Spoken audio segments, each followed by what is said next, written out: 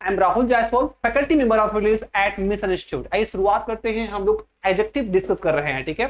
Adjective के हमने सारे बेसिक डिस्कस कर चुके हैं। आज उसके एडवांस टॉपिक की बात करते हैं और कुछ क्वेश्चन के बारे में बात करते हैं जो एग्जाम में अक्सर पूछे जाते हैं। ताकि कुछ बेसिक्स पर आपको पढ़ाना है। कल एडजेक्टिव कितने प्रकार के होते हैं, जितने भी होते हैं कल हमने डिस्कस कर लिया है, राइट। आज हम कुछ के आगे चलते हैं और आज का जो टॉपिक होने जा रहा है बहुत ही इंटरेस्टिंग। आप बने रहिए और वीडियो को पूरी देखिए। आज आप बहुत कुछ नया सीखने वाले हो, ठीक है। आइए तो हम एडजेक्टिव की डिग्रीज के बारे में बात करते हैं। देखो जितने भी हमारे पास होते हैं, हम लोग क्या पढ़ रहे हैं, पहले हम लोग पढ़ रहे हैं एडजेक्टिव, राइट। हम लोग पढ़ रहे हैं एडजेक्टिव। देखिए जितने भी पार्ट्स ऑफ स्पीच होते हैं सबके अपने कोई ना कोई फीचर्स होते हैं। फीचर इन द सेंस जैसे एडजेक्टिव है तो एक काम क्या करता है, एक काम करता है नाउन या प्रोनाउन को क्वालिफाई करने का। ओके, हमने पढ़ा प्रोनाउन। प्रोनाउन का काम करता है जो काम नाउन करता है। जो नाउन या प्रोनाउन होते हैं इस सेंटेंस के सब्जेक्ट या ऑब्जेक्ट बनते हैं, राइट। इनका अपना क्या होता है, डिफरेंट केस होता है। तो वैसे जो एडजेक्टिव होते हैं इनके भी अपने क्या होते हैं, स्पेसिफिक फीचर्स होते हैं। एडजेक्टिव क्या होता है, इन नाउन प्रोनाउन को क्वालिफाई करने का काम करता है। एडजेक्टिव की अपनी क्या होती है, 3 डिग्रीज होती है, राइट। तो जितने भी हमारे पास पार्ट ऑफ स्पीच होते हैं सबके अपने अलग अलग फीचर्स होते हैं, सबकी अपनी अलग अलग विशेषताएं होती हैं। तो आइए हम एडजेक्टिव के आज डिग्रीज के बारे में बात करते हैं, राइट। हम इनकी डिग्री के बारे में बात करते हैं।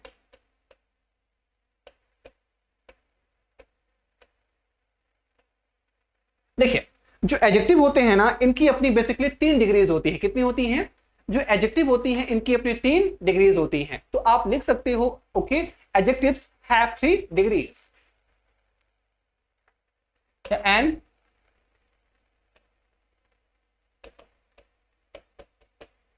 an adjective has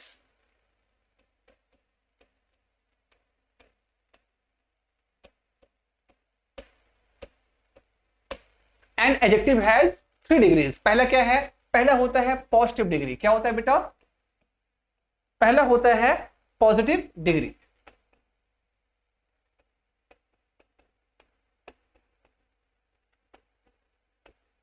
right. पहला होता है पॉजिटिव डिग्री। फिर क्या होता है, दूसरा होता है कंपैरेटिव डिग्री।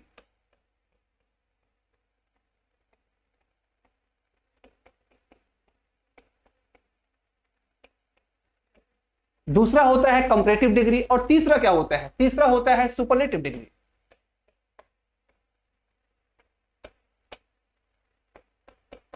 Superlative degree. तो एडजेक्टिव्स हैव 3 डिग्रीज। पहला क्या हुआ पॉजिटिव, दूसरा क्या हुआ कंपैरेटिव, तीसरा क्या हुआ सुपरलेटिव। अब पॉजिटिव का यूज कहां किया जाता है, सुपरलेटिव का यूज कहां किया जाता है, ओके। और पॉजिटिव, कंपैरेटिव और सुपरलेटिव का यूज कहां कहां किया जाता है ये हमें डिस्कस करना है। देखिए जो पॉजिटिव डिग्री होती है ना उसको हिंदी में कहा जाता है सामान्य अवस्था। एक किसी व्यक्ति या वस्तु के जनरल क्वालिटीज को बताते हैं, एक सामान्य अवस्था को बताते हैं, ओके। एक कभी कंपेयर करने के लिए यूज अक्सर या जनरली नहीं किए जाते। इसमें कहें, इतना क्लियर है। चलिए तो आइए शुरुआत करते हैं। पॉजिटिव डिग्री क्या काम करता है, कंपैरेटिव डिग्री क्या काम करता है और सुपरलेटिव डिग्री काम क्या करता है, इनकी परिभाषा क्या होती है, इन्हें सेंटेंस में यूज कैसे किया जाता है। तो आइए शुरुआत करते हैं पॉजिटिव डिग्री से, right.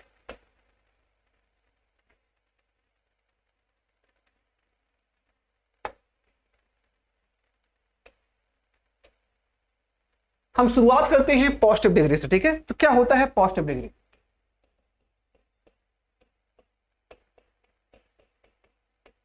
Positive degree it expresses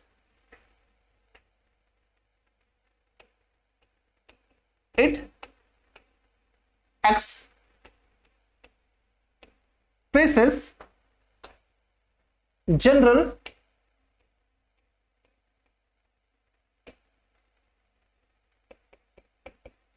quality of a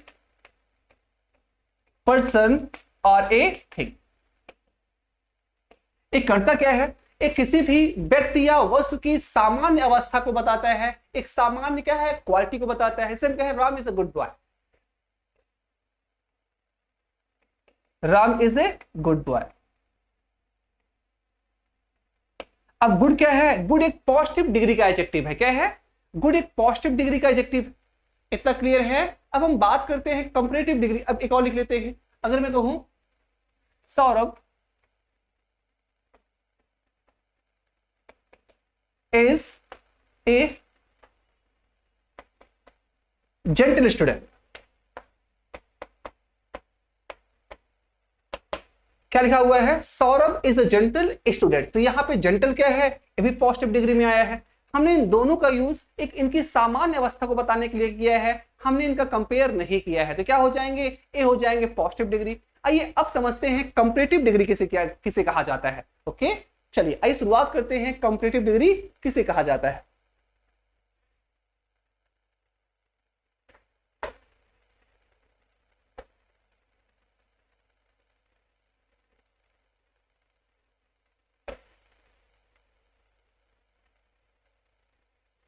right, comparative degree.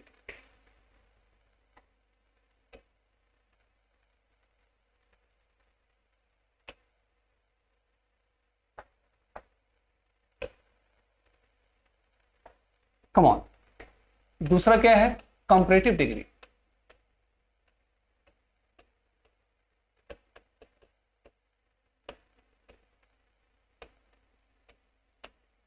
Right, अब देखिए it expresses, okay, it is used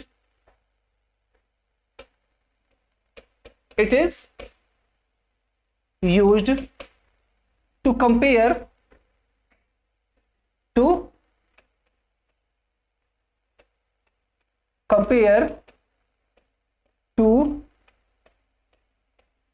persons or things, to persons or things।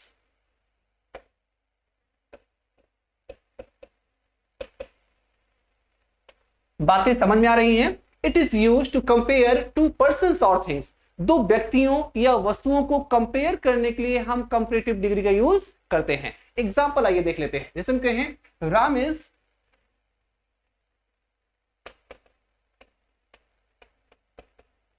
Is better than Shyam. Ram is better than Shyam. Sneha is more beautiful than Priya। All right, Sneha is more beautiful than Priya, Ram is better than Syam। अब देखिए इनका use दो व्यक्तियों में compare करने के लिए किया गया है। तो यहां पे बेटर, यहां पर मोर ब्यूटीफुल, ये क्या है? इनका यूज कंपैरेटिव डिग्री में किया गया है। तो आई होप आपको कंपैरेटिव डिग्री भी समझ में आ रहा होगा। अब हम बात करते हैं सुपरलेटिव डिग्री की। इसके बाद इनके बेसिस पे जो क्वेश्चंस आते हैं वो भी हम डिस्कस करेंगे। आइए कम ऑन, लेट्स मूव। अब बात करते हैं सुपरलेटिव डिग्री।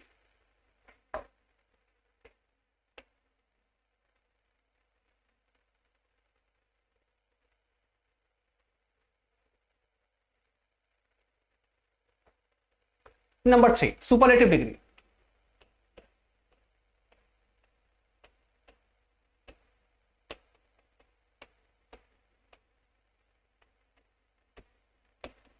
सुपरलेटिव डिग्री क्या हो जाएगा? It is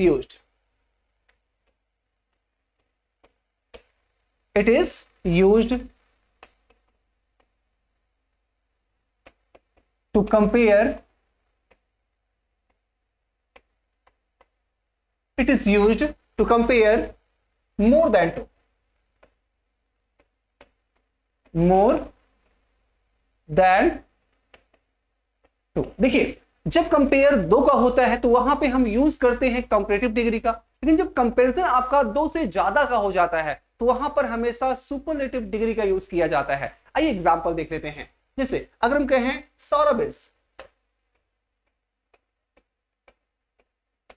is better than Shyam.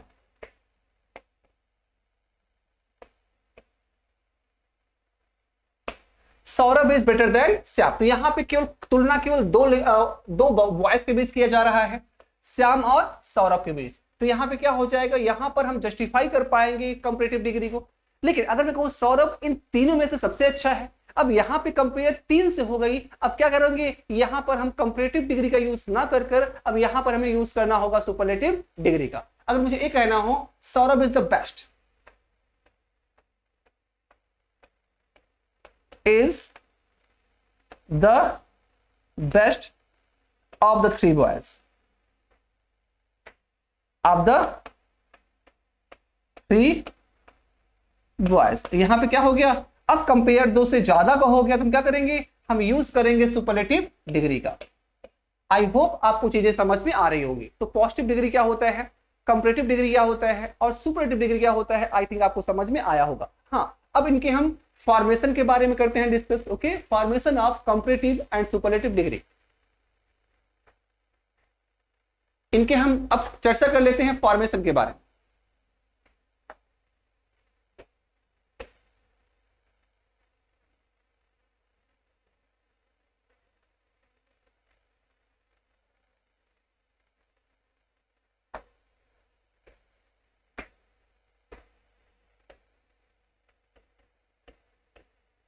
Formation of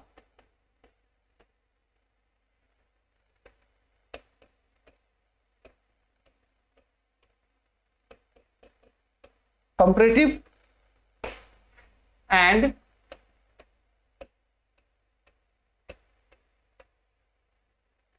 superlative degree, right. Comparative और सुपरलेटिव डिग्री का फॉर्मेशन कैसे होता है, इन्हें बनाया कैसे जाता है, आइए देख लेते हैं। जनरली हम क्या करते हैं, पॉजिटिव डिग्री में ER लगाते हैं और सुपरलेटिव डिग्री में EST हम जोड़कर पॉजिटिव से कंपैरेटिव और कंपैरेटिव से सुपरलेटिव बना लेते हैं। ओके, एक बार फिर सुन लीजिए। नॉर्मल केसेस में पॉजिटिव डिग्री में क्या है, पॉजिटिव से कंपैरेटिव बनाने के लिए ER और कंपैरेटिव से सुपरलेटिव बनाने के लिए EST हम लगाकर उनको कंपैरेटिव से सुपरलेटिव या पॉजिटिव से कंपैरेटिव, कंपैरेटिव से सुपरलेटिव बना लेते हैं। जैसे हम एग्जांपल देखें, हम कहें स्मार्ट, हम लिख देते हैं पॉजिटिव,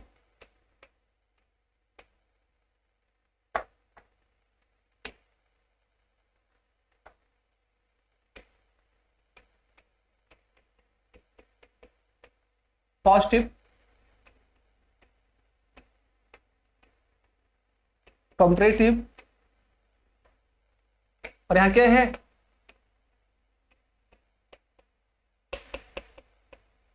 सुपरलेटिव, राइट। जैसे smart,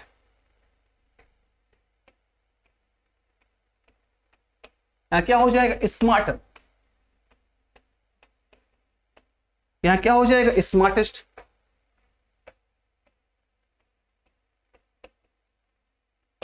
right. Brave,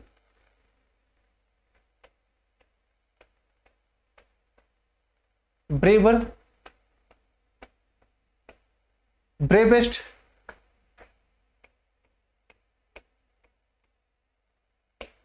wise, wiser और वाइजेस्ट। ये समझ में आ रहा है ना। पॉजिटिव डिग्री से अगर हमने क्या बनाया, कंपैरेटिव, यहां क्या लगा दिया, ER, और कंपैरेटिव से हमने क्या बनाया, सुपरलेटिव में क्या लगा दिया, EST। लेकिन ये जो ट्रिक है, जो फार्मूला है, हमेशा काम नहीं करेगा। हमेशा काम मतलब इसे हम कहें, ओके, हैंडसम,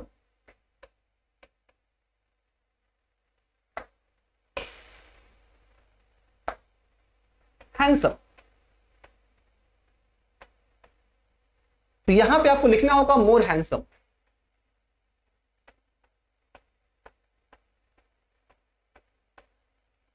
यहां पे लिखना होगा मोस्ट हैंडसम,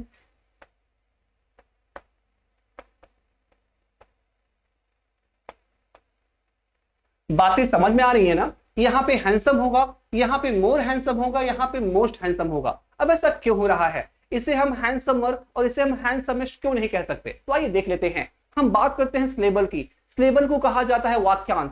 अगर किसी भी सेंटेंस, किसी भी वर्ड में अगर वह वर्ड मोनोसिलेबल का है, मोनोसिलेबल का मतलब होता है, मोनो मींस होता है सिंगल, अगर किसी भी वर्ड में केवल एक सिलेबल का यूज किया गया है तो वहां पर आप बड़े आराम से ER लगाकर कंपैरेटिव और EST लगाकर सुपरलेटिव बना सकते हैं।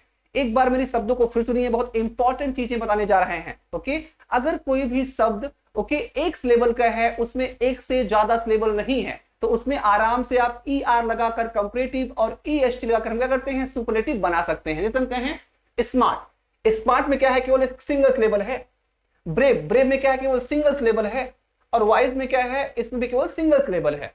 ओके, सिंगल सिलेबल का मतलब होता है कि एक सिलेबल में कम से कम एक वाउल साउंड और एक कंसोनेंट साउंड आना चाहिए, तो इन सब में आ रहा है। लेकिन ओके, अब लेकिन जो शब्द एक से ज्यादा सिलेबल के हों तो वहां पर हम मोर लगाते हैं और मोस्ट लगाते हैं। जैसे हम हैंडसम की बात करें तो यहां क्या देखो, हैंड ए एक सिलेबल हो गया, सम ए क्या हो गया, दूसरा सिलेबल हो गया। सम क्या है, ब्यूटीफुल, ब्यूटीफुल क्या है, देखो इसे ब्यूटीफुल, ब्यू ए क्या हो गया, एक सिलेबल हो गया, टी ए दूसरा सिलेबल हो गया, और फुल इसमें क्या हो गया, तीन सिलेबल हो गए। तो आपको यह समझना है कि जो शब्द एक से ज्यादा सिलेबल वाले होते हैं उनके साथ हम मोर लगाते हैं और मोस्ट लगाते हैं। तो आंसर आपको मिल गया कि हम मोर क्यों लगाते हैं और मोस्ट क्यों लगाते हैं। ओके, आइए जैसे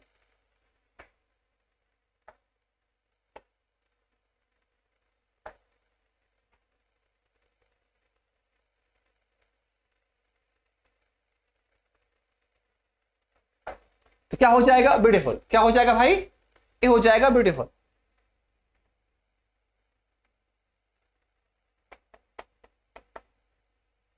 फिर क्या हो जाएगा, मोर ब्यूटीफुल। फिर क्या हो जाएगा, फिर हो जाएगा मोस्ट ब्यूटीफुल।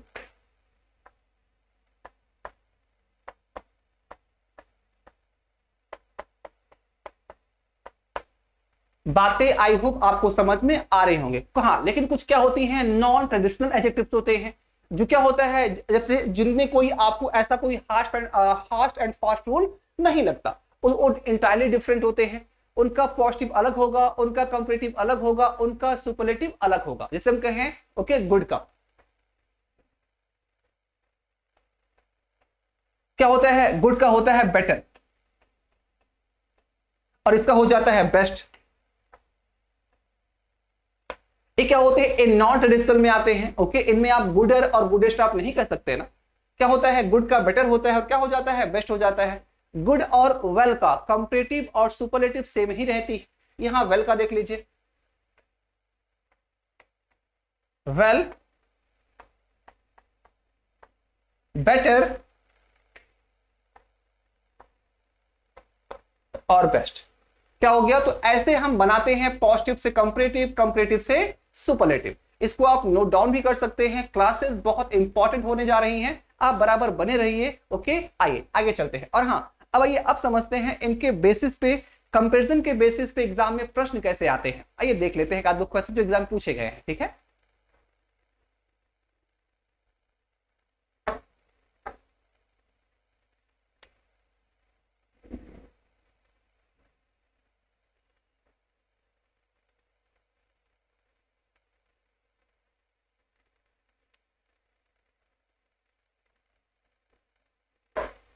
जैसे हम कहें नो स्टूडेंट, एक एग्जांपल देख लीजिए।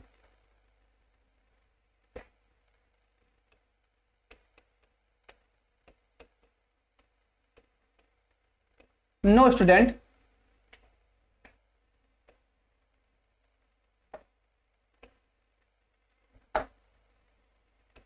in the class, no student in the class is as intelligent, is as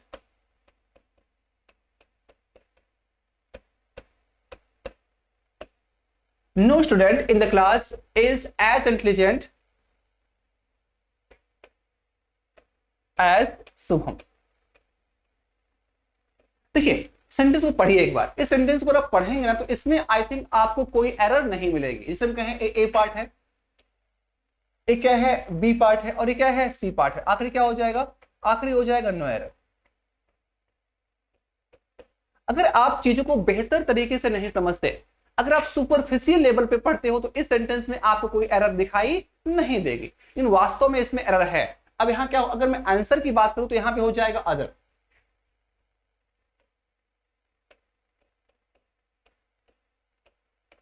यहां पे हो जाएगा अदर। अब हमें ये समझना है कि अदर हुआ क्यों, राइट, ओके, हमें ये समझना है कि अदर का यूज हमने किया क्यों, भाई अदर क्यों आएगा, आइए देख लेते हैं।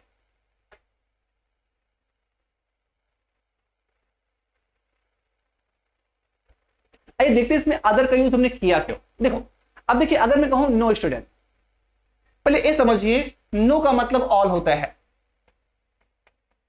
नो का मतलब क्या होता है, ऑल होता है, और एनी का मतलब ही होता है क्या, एनी का मतलब ही ऑल होता है। अंतर इतना है, नो क्या होता है, नो का यूज किया जाता है निगेटिव सेंस में, और ऑल का यूज किया जाता है पॉजिटिव सेंस में।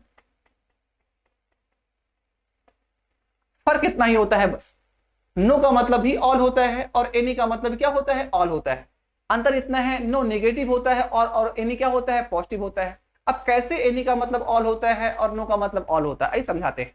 अगर मैं कहूं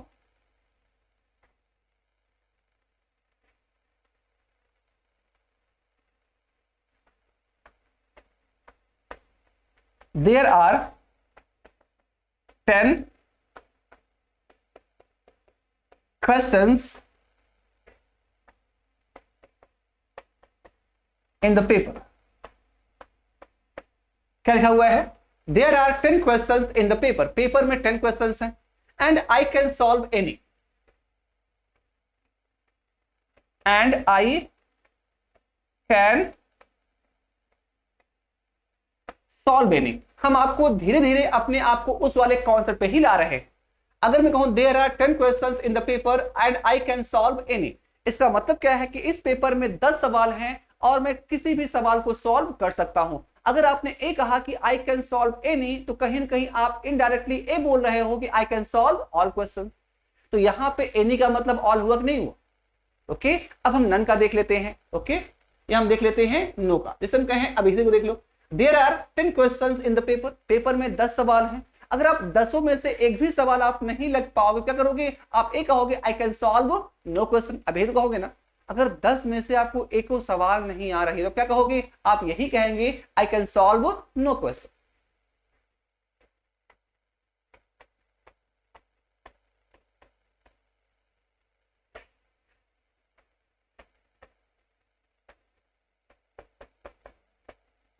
तो बातें समझ में आई ना। एनी का यूज किया गया है पॉजिटिव सेंस में और नो का यूज किया गया है निगेटिव सेंस में, और इनका जो कहीं ना कहीं इनडायरेक्टली मतलब होता है वो ऑल से ही होता है, ओके।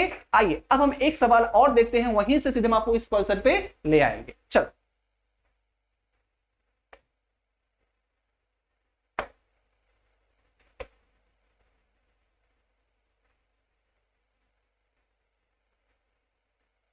आई होप ये सारे कॉन्सेप्ट आपको समझ में आ रहे होंगे। जैसे एक एग्जांपल देख लेते हैं।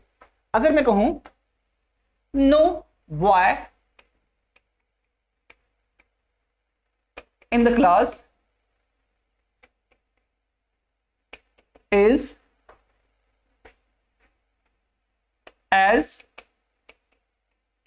सिंसियर एज राम, क्या लिखा है, no boy in the class is as sincere as Ram, class में कोई भी बच्चा इतना सिंसियर नहीं है जितना कि राम। अब देखिए यहां पे कहीं ना कहीं आप राम की और बाकी अलग बच्चों से आप कंपेयर कर रहे हो ना, और राम भी उसी क्लास में है, समझिए। अब जब कंपेयर आप करते हो तो कंपेयर करने के लिए कम से कम आपके पास 2 आइडेंटिटी होनी चाहिए, या कम से कम कंपेयर करने के लिए 2 चीजें आपके पास होनी चाहिए ना। यहाँ पे देखिए, ओके नो बॉय है, यहाँ पे बॉय है, यहाँ पे राम। अब देखो अगर मैं नो बॉय बोल रहा हूं तो नो बॉय में कहीं ना कहीं सारे बच्चे आ जाएंगे ना, नेगेटिव सेंस में सारे बच्चे नो बॉय में आ जाएंगे। और आपको ध्यान रखना है राम भी उसी बॉय में से है। तो काम करो, नो बॉय में अगर सारे बच्चे आ रहे हैं, अगर आपको कंपेयर करना है तो क्या करो, आप नो बॉय में से आप राम को हटा लो, राम एक तरफ हो जाएगा, सारे बच्चे क्या हो जाएंगे, एक तरफ हो जाएंगे। और इसी के लिए आपको यूज करना होगा किसका, अदर का, ओके। इसलिए क्या आ जाएगा यहां पर, ये सेंटेंस आपका गलत हो जाएगा, आपको लिखना होगा no other boy.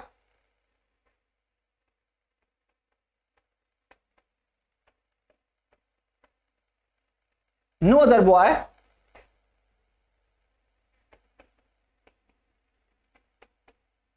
in the class, no other boy in the class is as sincere as Ram। अब देखिए अब क्या है, हमने इसमें क्या किया, हमने राम को इसमें से अलग कर लिया ना, तो राम एक तरफ हो गया और सारे बच्चे क्या हो गए, एक तरफ हो गए।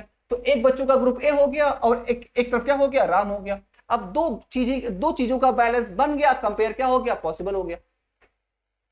क्लियर है?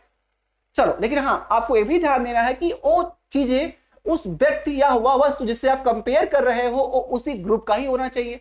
अगर वो ग्रुप से पहले से ही अलग है तो आप अदर का यूज मत करिएगा। जैसे हम एग्जांपल समझा रहे हैं, तो आपको यह भी दिमाग में रखना है कि कहां पर अदर आएगा, कहां पर अदर नहीं आएगा। अगर जिससे आप कंपेयर कर रहे हो वो उसी ग्रुप का है तो आपको अदर लगाना पड़ेगा।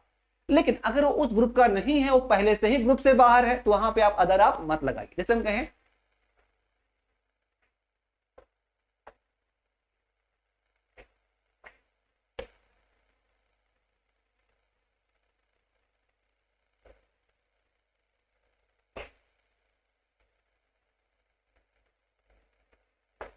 Sneha is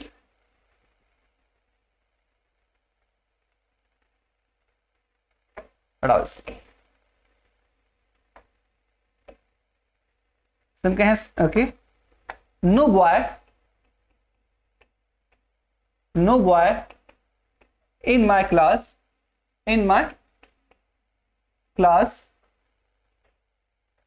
no boy in my class is as clever as Sneha. अब ये सेंटेंस हमारा सही है, इसमें से हमें अब अदर लिखने की आवश्यकता नहीं। अब अदर हम क्यों नहीं लिखेंगे, क्योंकि अब बॉय एक तरफ हो जाएंगे। भाई बॉय और गर्ल पहले से ही अलग होते हैं, जब बॉय और गर्ल पहले से ही अलग होते हैं तो आपको अदर लिखने की आवश्यकता नहीं है और सेंटेंस क्या हो जाएगा, हमारा सही हो जाएगा। तो आपको यह भी ध्यान रखना है कि किसके साथ अदर लगाना है, किसके साथ नहीं लगाना है। एक मैं क्वेश्चन दे रहा हूं, देखिएगा, ठीक है?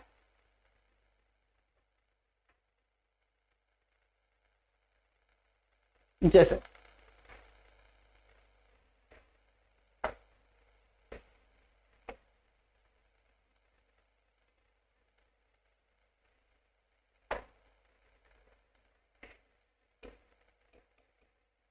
no river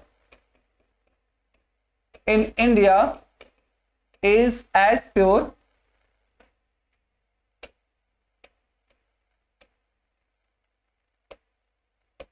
as the Ganga। अब देखिए हमने क्या लिखा, no river in India is as pure as the Ganga.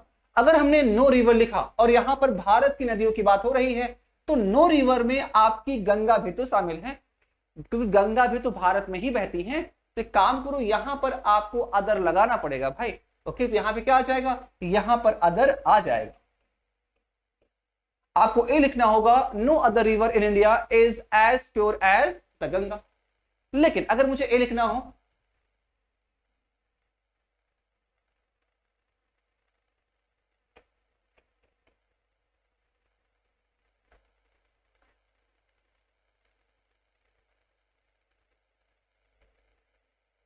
No river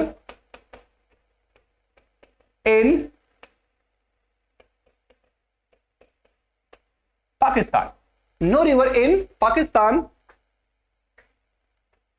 is as pure as the Ganga, as the Ganga. अब हमारा सेंटेंस क्या हो जाएगा, अब सही हो जाएगा, इसमें कोई दिक्कत अब नहीं है। वजह क्या है, अब पाकिस्तान में गंगा तो नहीं है ना, अब पाकिस्तान की नदी एक तरफ और गंगा क्या हो जाएगी, एक तरफ। अब सेंटेंस हमारा क्या हो जाएगा, सही हो जाएगा। तो इन सब चीजों को ध्यान रखना पड़ता है। ओके, कहां पर अदर आएगा, कहां पे अदर नहीं आएगा। एक सवाल मैं दे रहा हूं जो सीधा एग्जाम में पूछा गया है, राइट? जैसे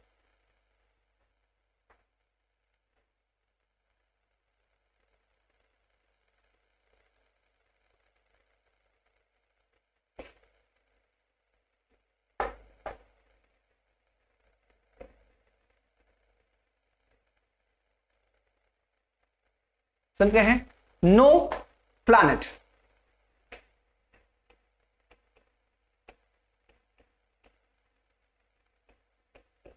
नो प्लैनेट, राइट, यहां पे अदर लिखी थी, no other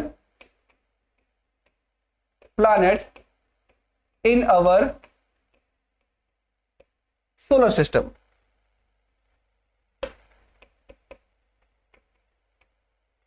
No other planet in our solar system is as beautiful, is as beautiful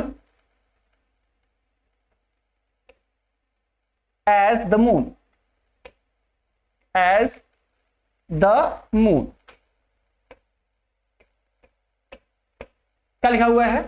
no other planet in our solar system is as beautiful as the moon. अब sentence हमारा गलत हो गया भाई, सेंटेंस हमारा गलत हो गया। अब गलत होने की वजह क्या है? अब देखिए, आपको क्या लगता है मून आपका एक प्लैनेट है क्या? मून बेटा हमारे सोलर सिस्टम का एक प्लैनेट नहीं है। मून क्या है? मून एक सैटेलाइट है। Moon is not a planet, it's a satellite. जब वो मून पहले से ही अलग है तो हमें अदर लगाकर उसे अपने ग्रुप से अलग करने की आवश्यकता नहीं है, क्योंकि मून यहां पर पहले से क्या है? अलग है। तो सेंटेंस हमारा गलत हो गया भाई। आपको लिखना होगा, ओके, यहां पर आपको अदर हटाना होगा, तो सेंटेंस क्या हो जाएगा?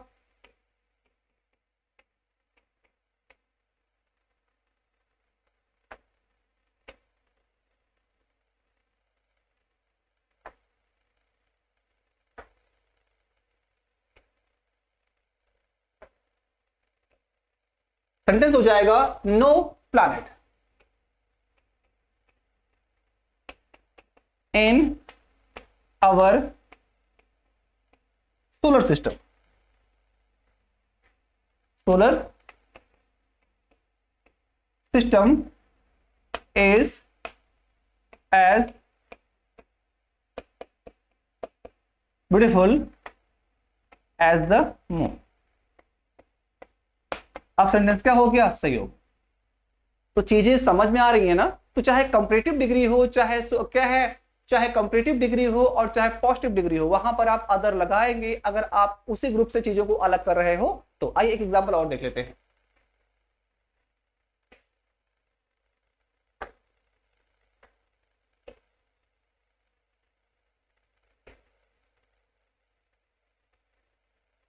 जैसे Saurabh plays cricket, Saurabh plays cricket better than any other player in his team।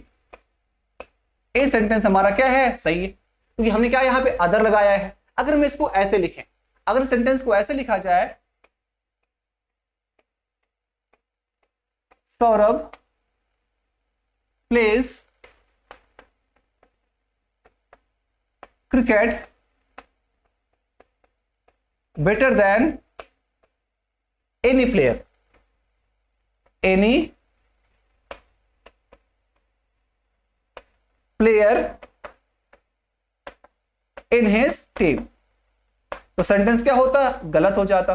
अब गलत होने की वजह क्या है? क्योंकि अब क्या है, यहां पे सौरभ भी तो उसी टीम में है और सौरभ उसी टीम में है, इसलिए सौरभ को आप बाहर निकालिए, और बाहर निकालने के लिए हमें यूज करना पड़ता है किसका? अदर का। तो आई होप चीजें आपको समझ में आ रही होगी। अब देखिए आगे हम चलते हैं। तो पॉजिटिव डिग्री में हम एज का यूज करते हैं या सो एज का यूज करते हैं। अगर नेगेटिव सेंटेंस है तो नेगेटिव सेंटेंस में आप सो एज या एज दोनों का यूज कर सकते हो। अगर आपका पॉजिटिव डिग्री है तो पॉजिटिव डिग्री में आप केवल एज का यूज करेंगे, सो एज का यूज आप नहीं कर सकते। राइट, एग्जांपल देख लेते हैं।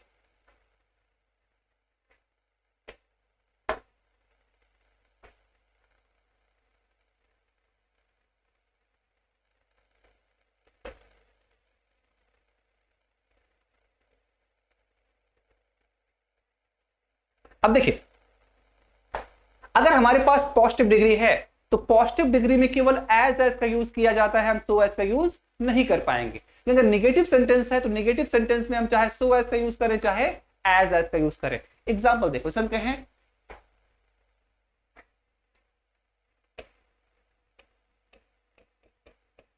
Savita is as smart as her sister. Sentence क्या है? सही है। Savita is as smart as her sister, यहां पॉजिटिव में है ना, तो पॉजिटिव में आप केवल एज का यूज कर पाएंगे। अगर हम यहां पे सो लिखें, अगर सेंटेंस को ऐसे लिखा जाए, Savita is so smart, Savita is so smart as her sister. Sentence क्या हो जाएगा? गलत हो जाएगा भाई, क्योंकि पॉजिटिव डिग्री में हम नहीं यूज कर सकते सो एज का। लेकिन नेगेटिव सेंटेंस अगर हो तो नेगेटिव सेंटेंस में हम चाहे सो एज का यूज करें चाहे एज एस का यूज करें। एग्जांपल देख लीजिए, Savita is not as smart as her sister. या हम लिख सकते हैं सविता इज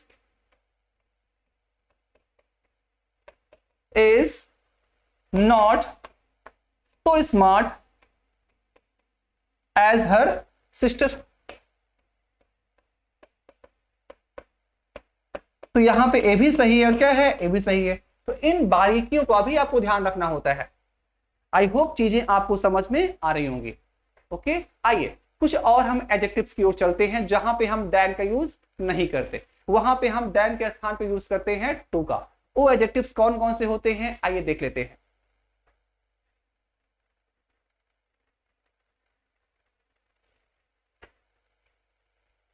आई होप एक कॉन्सेप्ट आपको समझ में आया होगा। चलिए आगे,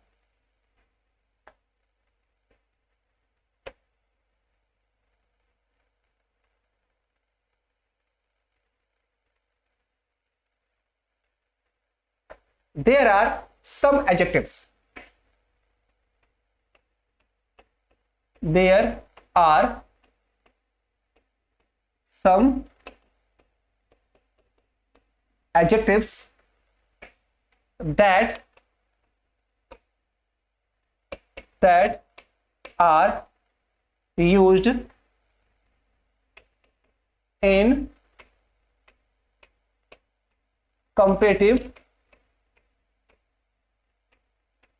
degree, but we do not use than with them. In place, instead.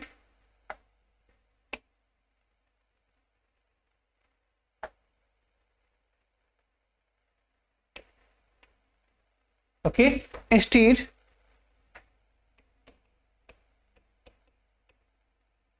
we use to.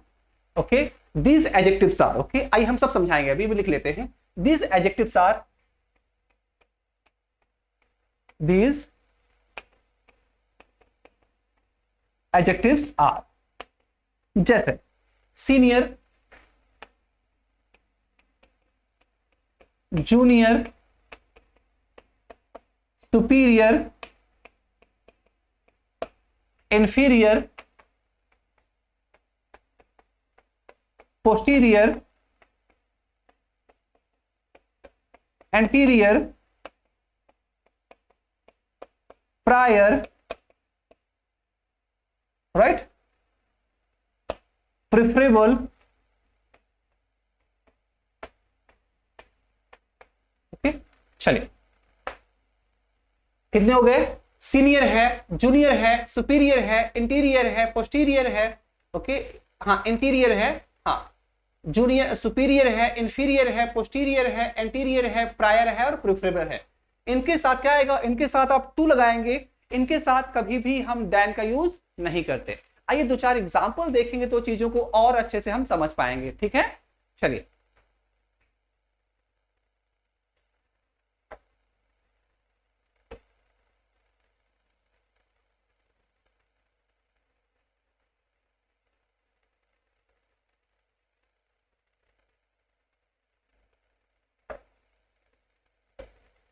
जैसे हम कहें Ravi is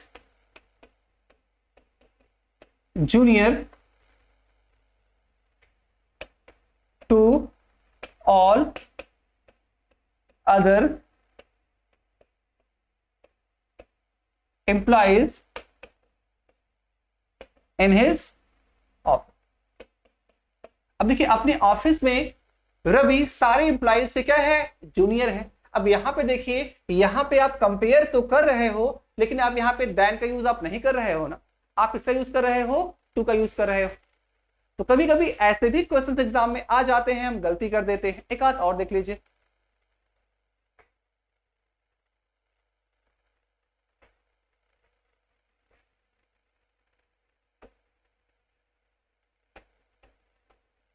Mahesh is senior to me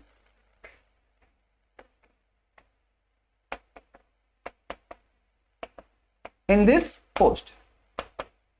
इस पोस्ट पर महेश क्या है, मुझसे ज्यादा सीनियर है। इतना समझ में आया ना? ओके, ध्यान दीजिए।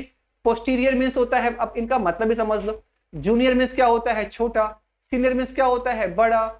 सुपीरियर मीन्स क्या होता है, ज्यादा बढ़िया, ज्यादा क्वालिटी का। इन्फीरियर मीन्स क्या होता है, घटिया। फिर हमारे पास दो वर्ड और है। पोस्टीरियर मीन्स क्या होता है, समय में बाद वाला। एंटीरियर मीन्स क्या होता है, समय में पहले वाला। और हाँ, यहां पर एंटीरियर और क्या है, प्रायर, दोनों एक होते हैं। ओके, एंटीरियर और प्रायर क्या है, दोनों के मतलब एक हैं।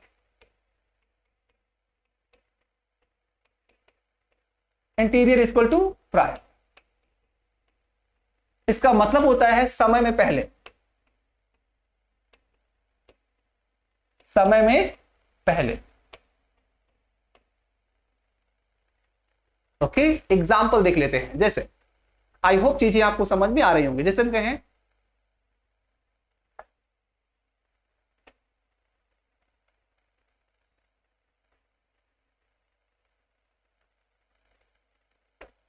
my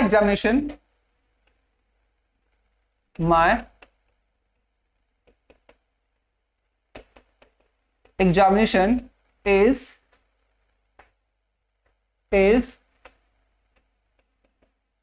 going to take place. My examination is going to take place anterior या prior to yours। क्या लिखा हुआ है, My examination is going to take place anterior to yours या prior to yours। इसका मतलब क्या है, मेरा इम्तहान आपके इम्तहान से पहले होने जा रहा है। इसका मतलब क्या है, जो मेरा एग्जाम है वो आपके एग्जाम से पहले होने जा रहा है। चीजें आई होप आपको समझ में आ रही होंगी। तो प्रायर का यूज कहां होता है, ओके, एंटीरियर का यूज कहां होता है, राइट, जूनियर, सीनियर, ये सारे यूजेस आपको समझाए जाएंगे और आपको समझ में भी आ रहा होगा। ठीक है, आइए, ये तो आप आराम से कर लोगे। बस इनके साथ क्या करेगा, एग्जाम में आपको दैन देगा, दैन को हटा के आपको टू लिखना रहेगा। ये आसान होता है, बच्चा इसमें ज्यादा परेशान नहीं होता, वो आराम से इन गलतियों को डिडक्ट कर लेता है। चैलेंजेस कहां पे आती हैं, आइए एक आध दो क्वेश्चंस देखते हैं जहां पे चुनौतियों का ज्यादा सामना करना पड़ता है। आइए देखते हैं।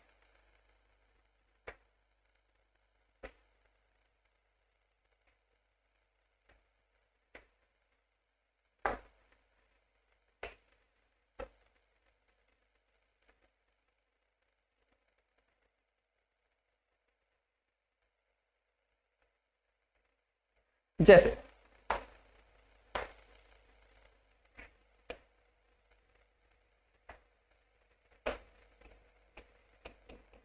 साहिल is senior and much smarter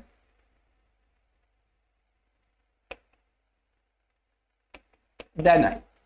ये सेंटेंस देखिए, Sahil is senior and much smarter than I. ठीक है, साहिल क्या है, मुझसे ज्यादा सीनियर है और मुझसे ज्यादा स्मार्ट भी है। भाई अब ए पार्ट है, अब ये क्या है, बी पार्ट है, ए क्या है, सी पार्ट है, आखिरी क्या हो जाएगा, नो एरर।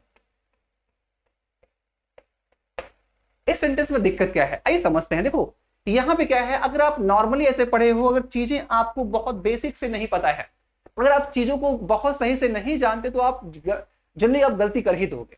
तो यहाँ पे आपको सही क्या करना है, यहाँ पे सेंटेंस गलत है।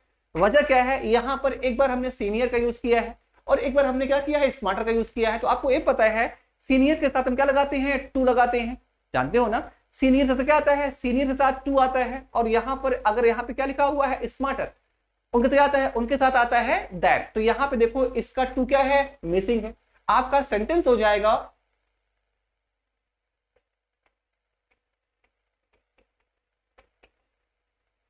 देखो यहाँ पे दो वाक्यों को एक किया गया है, दो वाक्य अलग अलग हैं, दो वाक्यों को एंड से जोड़ा गया है ना। आइए पहले हम दोनों वाक्यों को अलग अलग करते हैं। क्या लिखा हुआ है, साहिल इज सीनियर टू मी।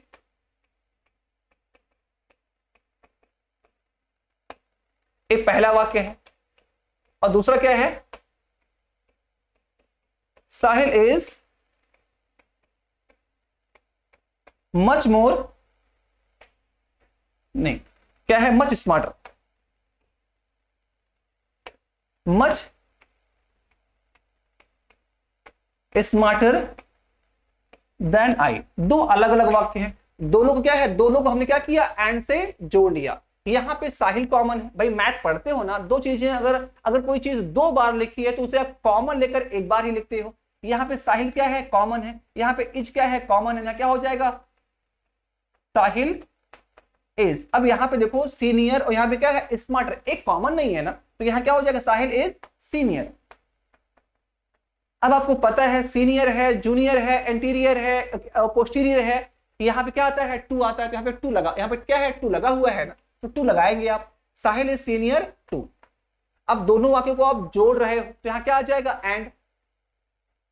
देखो यहां पे हम चाहे तो मी लिख सकते हैं ना, कोई गलत नहीं होगा अगर आप ऐसे लिखते हो, Sahil is senior to me and much smarter than I. लेकिन जब बात यहां पर आई की पहले से ही की जा रही है, जब यहां पे आई के बारे में पहले से ही चर्चा हो रही है, तो आपको यहां मी लिखने की आवश्यकता नहीं है। यहां पे मी है लेकिन वो अंडरस्टूड है, इसलिए यहां क्या हो जाएगा, Sahil is senior to and much smarter than I. सारा जो खेला है वो क्या है, इस टू का है। एग्जाम में इस टू को मिसिंग कर दिया जाता है और बच्चा अक्सर गलती कर देता है। तो टू को मिसिंग नहीं करना है, टू को लिखना है भाई। अगर टू नहीं लिखोगे सेंटेंस गलत हो जाएगा। ओके, तो आई होप आप कमेंट करिए और बताइए कि आज क्लास आपको कैसी लगी। हमने अपनी पूरी कोशिश की है आपको समझाने की। आई होप आपने क्या किया होगा, क्लास को जरूर एंजॉय किया होगा। ठीक है, राइट। तो ऐसे बने रहिए और हाँ, वीडियो को लाइक और शेयर करना मत भूलिएगा। ठीक है, ओके। और आपको अगर हाँ पूरा देखा करिए। ठीक है, आप वीडियो को बीच में स्किप करेंगे तो सारे कॉन्सेप्ट आपको समझ में नहीं आएंगे। वीडियो को शुरू से अंत तक देखा करिए और हाँ, जो चीजें आपको नहीं समझ में आती आप कमेंट किया करिए, आपकी सारी क्वेरीज को सॉर्ट आउट किया जाएगा। राइट। और हाँ, चलते आप बेल आइकन जरूर दबाइएगा ताकि इस वीडियो की सारी नोटिफिकेशन आपको बराबर मिलती रहे। तो आज के लिए इतना ही, मिलते हैं कुछ अच्छे टॉपिक्स, कुछ अच्छे कॉन्सेप्ट्स के साथ। Till then bye, take care.